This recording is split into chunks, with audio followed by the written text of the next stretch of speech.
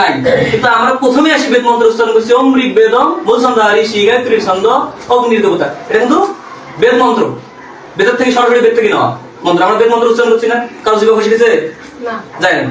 এখন দেখেন এখানে দেখেন ষষ্ঠী বচকের মধ্যে লিখছে যে স্ত্রী শূদ্র হইলে নম নম মাত্র বলিবে, নম নম মাত্র বলিবে। এখন দেখেন আমি যদি এই দিকে শ্রাদ্ধ পদ্ধতিতে আসি, দেখেন বিভক্ত করেছে এই যে সব থেকে প্রচলিত যে পুস্তক খান, এই পুস্তক খান আমাদের সমাজকে বিভক্ত করেছে। কিন্তু এই যে আমার আরো একটা কর্ম পদ্ধতি আছে, এইটা দিয়েও যে কাজ হয় এটা দিয়া একই কাজ। এটা কিসের কাজ? আমরা দৈনন্দিন জীবনে কিভাবে পূজা অর্চনা গুলো করবো সেই কাজগুলো এই কর্ম পদ্ধতির মধ্যে লেখা আছে। আর এই যে পুরোহিত দর্পণ, এই পুরোহিত দর্পণেও পূজা অর্চনার বিধিগুলোই দেওয়া আছে। কিন্তু দুঃখজনক বিষয় হলো এখানে সংস্কৃত দেওয়া আছে, অর্থ দেওয়া নাই। আর এই যে পুস্তক সনাতনী সংঘের উপদেষ্টা মহাশয় যে পুস্তক খান আমাদের জন্য লিখেছে, গোটা সনাতন ধর্মাবলম্বীদের জন্য লিখেছে, এখানে কিন্তু প্রত্যেকটা মন্ত্রের কি দেওয়া আছে, বাংলা দেওয়া আছে, অর্থ দেওয়া আছে, যেন আমরা বুঝে বুঝে করতে পারি। এই যে আমার আছে যোগীগুরু বই, এখানে নিগমানন্দ সনাতনী সংঘ নয়, এটা কিন্তু যোগীগুরু বইয়ের। এখানে যোগীগুরু লিখেছেন যে এই যে এটা তন্ত্রসার থেকে ইনি তুলে ধরেছেন যে চৈতন্য রহিত মন্ত্রা প্রক্ত বর্ণস্থ কেবলা ফলন নৈব পচ্যন্তি লক্ষ্য কোটির জপরবি। মানে চৈতন্য ছাড়া, এই যে একটা কথা বলে যে বিনা মনে চৈতন্য কিসের হরি কিসের কৃষ্ণ, বিফলে যায় কোটি রাম নাম, চৈতন্য যুক্ত করে লহরাম প্রাণ ভরে পূর্বে তোমার সকল মনস্কাম। অর্থাৎ আপনি যদি মন্ত্রের অর্থই না জানেন, তাহলে ওই মন্ত্র লক্ষ কোটি বার যদি জপ করেন, কাম আছে কি? কাম হবে না। সুতরাং মন্ত্রের কি জানতে হবে? অর্থ জানতে হবে, অর্থ জানতে হবে। কিন্তু এই পুস্তকে কিন্তু এই সবে কিছু নাই। এখন আমি যেটা বলতে চাচ্ছি যে এই যে শ্রাদ্ধের চৈতন্যের সাথে যুক্ত করে দিতে এটা শুধু অর্থই দেবে। চৈতন্য আমি হাতটা তুলেছি কার শক্তিতে? ভগবানের শক্তিতে। ভগবান যদি নাই, প্রাণের শক্তি। প্রাণ আছে তাই তোমার চেতনা আছে, প্রাণের সাথে যুক্ত করে। অর্থ তো জানতেই হবে, কিন্তু যে মন্ত্র প্রাণের সাথে যুক্ত নয়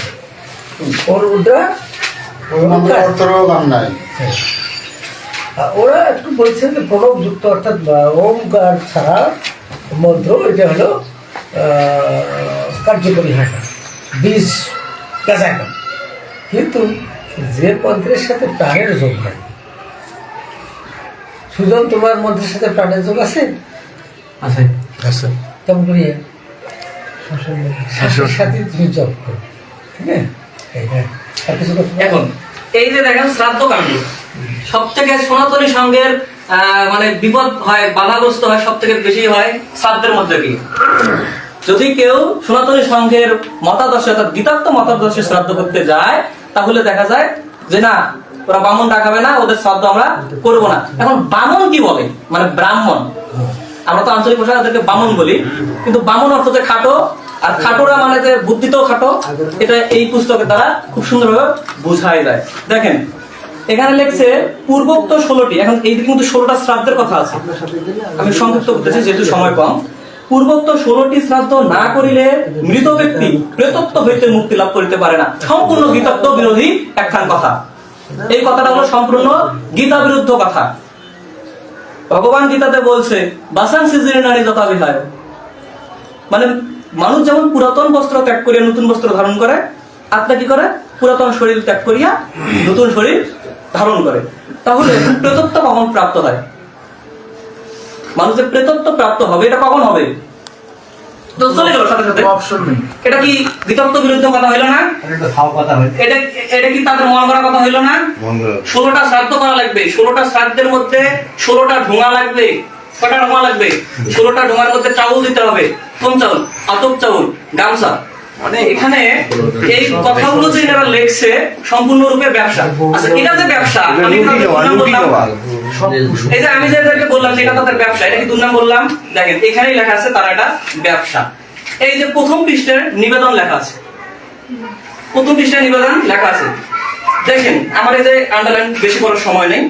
এই ব্যবসায়ে যত উপযুক্ত আয়ের অভাবে পুরোহিত সন্তানগণের মধ্যে যাহারা কৃতবিদ্যা তাহারা এই ব্যবসায় অন্তরে মনোসংযোগ করেন, আর যাহারা লেখাপড়া শিক্ষা করিতে পারেন নাই তাহারা জাতক ক্রিয়া ব্যবসায়ী হয়েন। তাহলে এটা যে এরা ব্যবসা করতেছে, এটা কি এদের পুস্তকে লেখা আছে না? অবশ্যই প্রমাণ। এখন সনাতনী সঙ্গে বিশ্বজিৎদা হলো কি বর্তমান আজকের কি পুরোহিত না? কয় টাকা দিবেন? অনুকূলতা তার কয় টাকা দিবে? এখন ধুতিও দিবে কি না? 9 টাকা দেওয়া হবে। দিবে কি? দেবে না। এখন বিশ্বজিৎদা এই কর্মপদ্ধতি দ্বারা পূজা অর্চনা পরিচালনা করতেছে না, আপনাদেরকে অনুচরণ করাচ্ছে না? করাচ্ছে তো। এই পুস্তকখানা আর এই পুস্তকখানার মধ্যে কি রকম পার্থক্য আছে? রাত দিন এখানে হলো গীতার্থ মত, বেদোক্ত মত, এখানে হলো মন গড়া মত, ব্যবসায়ী মত। এটা কি? ব্যবসায়ী মত। এখন আমাদের সমাজটাকে ধ্বংস। এটা যে ব্যবসায়ী মত, এখানে যে একটা মোটা অঙ্কের লাভ আছে সেটা কেমন দেখবেন? গরু পার করা দেখছেন কি কখনো কেউ? আচ্ছা, গরু পার করার বিষয়টা আমি শুধু আমার বড় ভাইয়ের মুখ থেকে একটু শুনছিলাম। তখন এখানে দেখলাম গাভী, কালা গাভী লাগবে। গাভীটা লাগবে কি? কালো।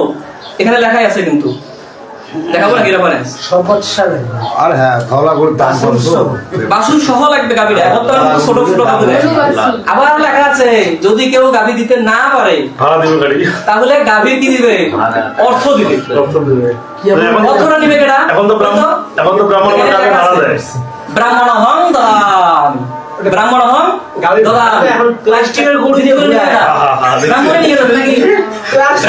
ডিজিটাল গরু বলে যে প্লাস্টিকের ব্যাটারি লাগা না, ব্যাটারি চালিত ওই ইয়ার মধ্যে বিপ্লব প্রকাশের ক্ষেত্রে। হ্যাঁ, সব তো ভারী